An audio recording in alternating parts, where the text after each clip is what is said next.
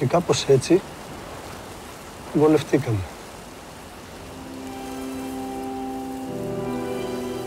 Κρυφτήκαμε πίσω από λέξεις σύνθετες.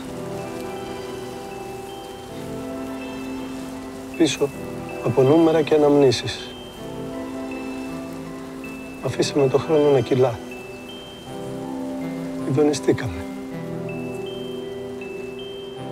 Και κάπως έτσι σταματήσαμε να ζητάμε. Μόνο βλέπουμε. Με βλέμμα αδιάφορο.